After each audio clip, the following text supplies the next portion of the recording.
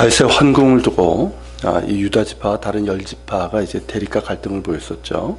그런데 이제 유다 지파의 강경한 태도로 인해서 열 지파가 물러나는 양상으로 이제 흐르게 됩니다. 그런데 이제 세바라고 하는 이제 베냐민 지파 사람이 이 열 지파를 충동하여 이제 주도하는 이제 분리주의 운동에 직면하게 됩니다.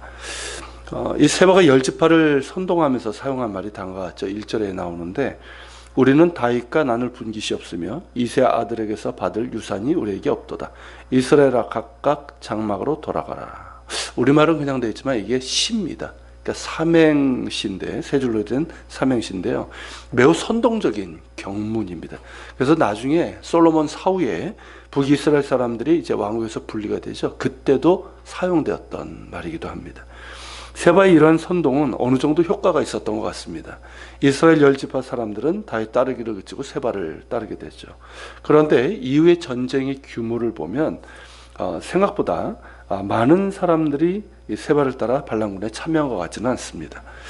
그러나 이런 분리주의자들의 선동이 이스라엘 열 지파들에게 호소력이 있었다는 것이 문제입니다. 지난 시간에 나누었던 것처럼 이 지파 이기주의가 지역 이기주의가 되고 이 분리주의자들에 의해서 더욱더 골이 깊어지는 과정이 진행되고 있었던 것이죠. 본문은 이러한 세바의 반역을 다루기 전에 먼저 다윗이 예루살렘 왕궁에 이른 후에 했던 일에 대해서 기록하고 있습니다. 첫째는 피신할 때 왕궁에 남아 지키도록 했던 후궁 10명을 잡아서 별실에 가두고 먹을 것만 주고 그들과는 관계하지 않아서 죽는 날까지 갇혀서 생갑으로 지내게 만들었다는 겁니다. 이들 후궁으로 인해서 다윗이 그랬겠죠. 압살롬의 패륜적인 악행이 있었지 않았습니까? 그런 이제 패륜적인 악행이 떠올랐을 것이고, 그런 상태에서 이들이 더 이상 후궁으로서의 지위를 갖을 수는 없습니다. 그렇지만 이들 역시 한편으로는 피해자들이기 때문에 좀 과학한 조치는 아니었나 하는 생각도 하게 됩니다. 자, 그 다음으로 한 일은 반란을 일으킨 세바를 추격하여 진압하는 일이었습니다. 이번에는 압살롬 때와 달리 신속하게 조처를 합니다. 그만큼 규모도 크지 않았지만 신속하게 처리해야지만 이 반란의 기운이 온 나라에 퍼지지 않을 것이기에 새로 임명한 군대장관 아마사에게 3일 내에 유다 사람들을 모아서 이렇게 구성된 군대를 불러 모으고, 아마사 너도 함께 오라 이렇게 명합니다. 그런데 이제 아마사가 3일 내에 군대를 모으지 못했습니다. 일이 지체되자 다윗은 아비새에게 세바의 반란군을 추격하는 일을 맡깁니다. 다윗이 염려한 건 뭐냐면, 그들의 수가 많지는 않지만, 그렇게 많지 않지만 이 견고한 성읍에 들어가 숨어버릴까, 그러면 이제 찾아내지 못하게 되니까요. 그 염려였습니다. 그만큼 다윗은 압살롬의 반란이 겨우 진정된 상태에서 또다시 일어난 반란에 대해서 매우 민감했고, 그것이 확산되지 않도록 다급하게 일을 진행을 했습니다. 그런데 그 결과 아마사에게 빼앗긴 군 지휘권을 요압이 되찾아오게 되죠. 이 아비새는 요압의 동생입니다.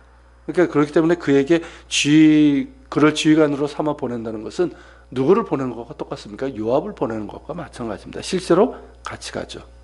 자, 이들 부대는 산전수전 다 겪은 야전에 능한 용사들이기 때문에 신속하게 세바를 추격합니다. 그런데 기본에 이르렀을 때에 아마사가 이들을 맞이하러 나갑니다. 아마사는 이제 군대를 모으다가 그쯤에 있었던 것 같아요. 이때 요압은 친근하게 이종사촌 형인 아마사에게 평안의 입맞춤을 합니다. 그러면서 어떻게 합니까? 칼로 배를 찔러 죽이죠. 10절에 보면 그를 다시 치지 아니하여도 죽으니라 라고 되어 있습니다. 이 말은 요압이 단칼에 명을 끊을 수 있는 아주 능숙한 살인자임을 나타내는 말입니다. 자, 그렇게 해서 자신의 정치적 라이벌을 제거한 요압은 잠시 동요는 있었지만 요압의 부하가 이걸 이렇게 재치 있게 처리를 해서 진정시키고 아마사가 모은 군대까지 이끌고 세바를 추격합니다. 다윗의 우려대로 세바는 벤마아가 아벨로 피해 숨습니다. 이 벤마아가 아벨이 어디냐면 그 열왕기상에는 아벨 벤마아가로 나오는데요. 그 갈릴리 호수 북쪽으로 쭉 올라가면 지금은 이제 텔단이라고 부르는데 그 단 근처에 있습니다. 여기는 헬몬산 자락입니다. 그러니까 헬몬산 높은 자락에 있다 보니까 높고 견고한 성읍이라는 걸 우리가 짐작할 수 있죠. 일종의 산성이라고 보시면 될 것 같습니다. 자, 요압은 일단 세바가 숨은 벳마가 아벨을 포위하고 그 옆 언덕 위에 토성을 쌓습니다. 이 공성전을 통해서 세바는 물론 그 성을 무너뜨리고 거기에 있는 모든 백성을 죽이려는 그런 기세였습니다.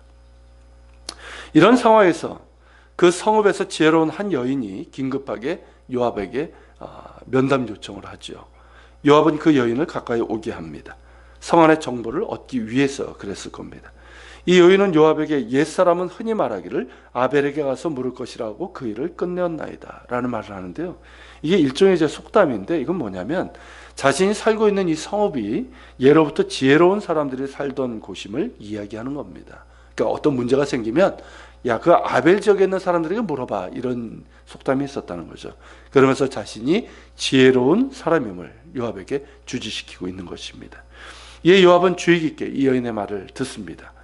여인은 요압에게 나와서 이 성의 백성들은 자기하고 이 성의 백성들은 이스라엘에 화평하고 충성된 자들인데 어찌해서 당신은 이스라엘 가운데 어머니 같은 성을 멸하고자 하시며 어찌하여 당신이 여호와의 기업을 삼키고자 하는지를 묻습니다.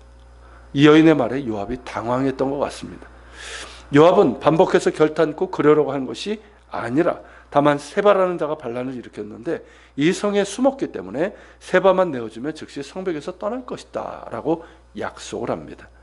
이에 여인도 세바의 머리를 성벽에서 당신에게 내어 던지겠다고 약속을 하고 성 안에 들어갑니다. 그래서 이제 지혜롭게 이제 백성들을 설득을 하죠. 그 안에서 이제 좀 혼란이 있었지만 이렇게 설득을 해서 결국은 세바의 머리를 베어서 요압에게 던져 주었습니다. 이에 요압은 약속한 대로 성벽에서 물러났고 반란에 참여했던 백성들도 흩어져 각기 장막으로 돌아가고 요압 역시 예루살렘으로 돌아오게 됩니다. 요압, 용맹하지만 잔인한 사람 아닙니까? 이 사람에 의해서 성 전체가 몰살될 수 있었던, 그러니까 뭐 세바의 반란에 참여했던 뿐만 아니라 그 성 주민들, 그들까지 모두 몰살될 수 있었던 그런 위기 상황에서 이름은 알려지지 않았지만 이 지혜로운 한 여인을 통해서 세바의 반란은 피 흘림 없이 마무리될 수 있었습니다. 잠언 29장 8절에 보면 거만한 자는 성읍을 요란하게 하여도 슬기로운 자는 노를 그치게 하느니라, 이 말씀이 있습니다. 자, 성읍을 요란하게 한 자가 누구를 볼 수 있을까요? 여기서 요압이라고 할 수 있습니다. 거만한 자죠. 그런데 그 노를 그치게 한 슬기로운 자가 바로 이 여인이라고 할 수 있습니다. 우리 예수 믿는 사람들이 이런 지혜 있는 사람들로 각처에 있었으면 좋겠다는 그런 바람을 갖습니다. 거만한 자들이 성읍을 요란하게 만들어도 지금 우리나라가 그렇지 않습니까? 참 거만한 자들이 온 나라를 요란하게 만들지만 우리 예수 믿는 사람들이 그 가운데서 정말 지혜로운 자들이고 화평하게 하는 자들이 되어서 그 노를 그치게 하고, 즉 이 위기들을 잘 수습하고 그러면서 분열되고 갈라진 이 나라를 또 화평케 할 수 있는 그런 일들을 감당했으면 하는 소망을 갖게 됩니다. 같이 기도하겠습니다.